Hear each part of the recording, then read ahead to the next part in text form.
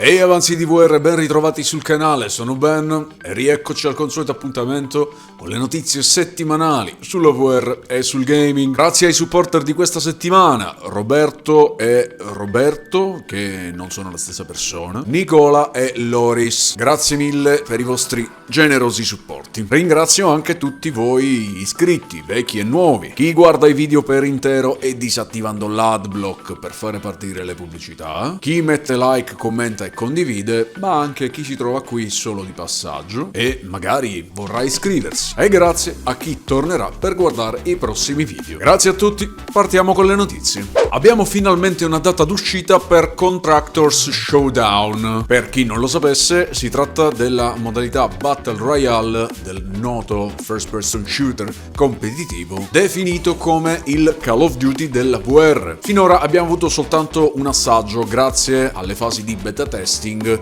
che si sono svolte nei fine settimana di marzo. Ora sappiamo che la versione Quest dovrebbe arrivare a fine mese, esattamente il 25 aprile, mentre per la versione Steam dobbiamo attendere ancora ulteriori notizie. Per chi ancora non l'avesse provato, Contractors Showdown vi paracaduterà all'interno di una mappa che si estende per 16 km quadrati ed è possibile giocare in solitaria oppure in piccole squadre composte da 2 o 3 componenti. E inoltre ogni partita può ospitare fino a 60 giocatori. E ovviamente se volete scoprire di più su questo gioco continuate a seguire. State pronti a tornare nello spazio con un grande titolo che ha fatto la storia del genere strategico in tempo reale e sto parlando di Homeworld Vast Reach, sviluppato da Farbridge. In ordine cronologico si piazza tra il primo e il secondo capitolo e vi metterà al comando di una enorme flotta di navi spaziali con l'obiettivo di contrastare l'attacco di un gruppo di mercanti di contrabbando che hanno l'obiettivo di rubare un artefatto chiamato nucleo iperspaziale. Non c'è ancora una data di uscita, ma Homeworld Vast Reach offrirà anche una modalità in mixed reality. Ragazzi, avete fatto un casino sul gruppo Facebook MetaQuest 3 Italia perché siamo partiti da un utente che chiedeva informazioni sull'aggiornamento per Quest 3 V64 quando in realtà intendeva il V63, anche perché il 64 non era ancora stato rilasciato e siamo finiti a mischiare i due aggiornamenti non facendo capire un accidente di quale aggiornamento aggiungesse cosa. Dunque facciamo un po' di chiarezza. L'aggiornamento V64 è stato rilasciato la settimana scorsa e migliora la qualità del pass-through. E a proposito, dove sono quelli che mi dicevano che il pass-through non sarebbe stato migliorabile attraverso un aggiornamento del firmware? È aumentata la risoluzione percepita del pass-through grazie a un miglioramento delle pipeline e grazie a questo miglioramento è anche possibile leggere con maggiore facilità gli schermi di PC, telefoni e altro. Migliorata anche la resa dei colori del pass-through, la luminosità, il contrasto, il gamma, così che adesso la resa è più fedele alla realtà. È stato ridotto anche il rumore, ossia quell'effetto granuloso che si nota soprattutto in ambienti poco illuminati. E adesso, grazie all'aggiornamento V64, Quest 3 supporta anche l'utilizzo di microfoni esterni tramite la porta USB-C. È stata aggiunta la modalità sdraiato, che era stata precedentemente aggiunta su Quest 2 e Quest Pro con l'aggiornamento V63. E inoltre, quando togliete il visore mentre state trasmettendo verso un altro dispositivo, per esempio mentre state facendo un casting, adesso la trasmissione viene interrotta. Con la V64 invece questo non dovrebbe succedere più, o meglio, lo schermo diventa sempre nero, ma quando rimettete il visore la trasmissione continua.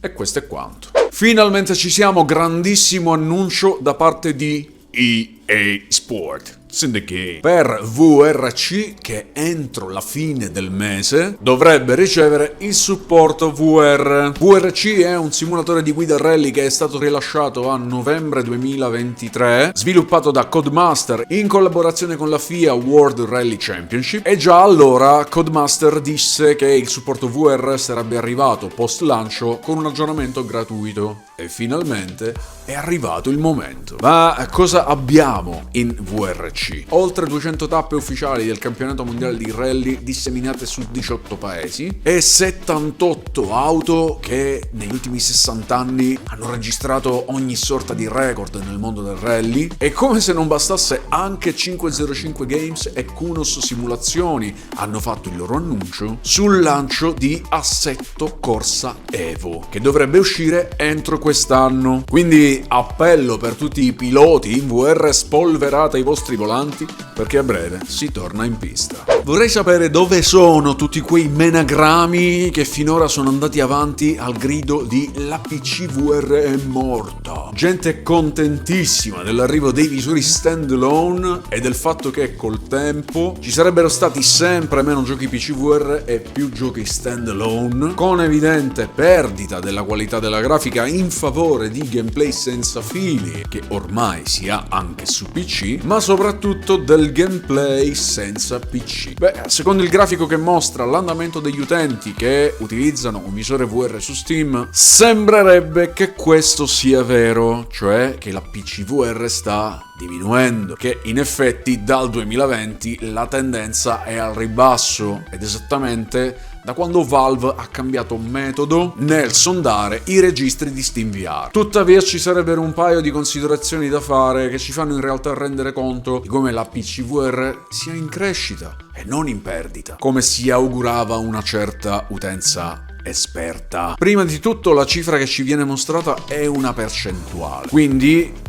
visto che il numero di giocatori PC cresce maggiormente rispetto al numero di giocatori PC VR, è chiaro che quest'ultima sembrerà sempre più bassa e quindi sembrerà in diminuzione, anche se in realtà il numero di visori che vengono connessi a SteamVR è in crescita. Poi bisogna considerare il metodo, appunto, come dicevo prima, che nel tempo è stato cambiato da Valve. Prima, infatti, il numero di utenti che utilizzano un visore VR su Steam mostrava solo quegli utenti che in quel dato periodo avevano collegato un visore al PC. Adesso il parametro è cambiato, perché invece indica tutti gli utenti che in un tempo indeterminato hanno collegato un visore almeno una volta a SteamVR. Infine c'è una terza considerazione molto importante, perché quello che ho detto finora è bello da sentire, ma è una magra consolazione, perché per gioire veramente ci vorrebbe che i numeri della VR tenessero il passo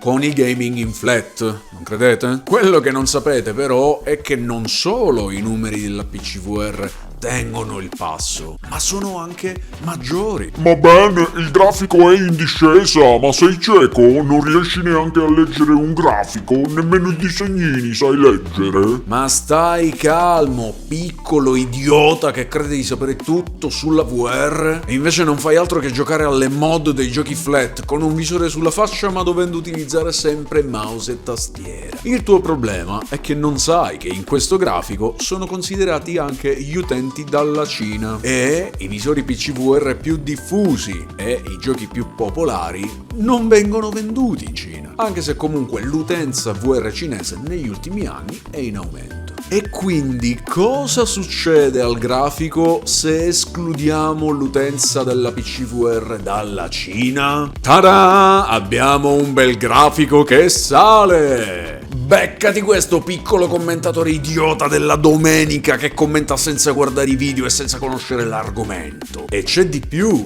perché la PC VR non è spinta da nessun hardware, perché la VR di Meta è spinta da Quest 3, la VR di Sony è spinta da PSVR 2, la PC VR ha Index ma ormai è vecchio, e le alternative solo PC VR costano un bel po'. Quindi la PC VR va meglio della VR su console e della VR standalone se consideriamo che fa registrare una crescita senza un hardware. E quindi forza, continuate a seguire chi vi racconta la minchiata della PC VR che è morta, continuate a seguire che sarete sempre ben informati sulla VR. Ma che è oggi? È la giornata delle rivelazioni. Oggi si scopre che chi per anni ha raccontato palle dicendo che gli altri raccontassero palle avevano ragione, perché prima quelli della PCVR, adesso si scopre che anche i complottisti delle missioni Apollo avevano ragione. Ci hanno mentito, o meglio ci hanno parzialmente mentito, perché il vero Apollo 13 è sì atterrato sulla Luna, ma per condurre un esperimento segreto sui viaggi temporali. La NASA ha costruito un portale verso il futuro che si è rivelato un portale aperto sull'inferno. E ovviamente questa è una cazzata, perché non si tratta della verità, ma della trama di Apollo 13 The Lost Tapes, gioco horror che dovrebbe arrivare questo mese su PSVR 2. Ma a vederlo così dal trailer pare bruttarello, un po' come Titanic Space Between, dal quale fra l'altro sembra prendere spunto. Viaggi nel tempo, trama misteriosa.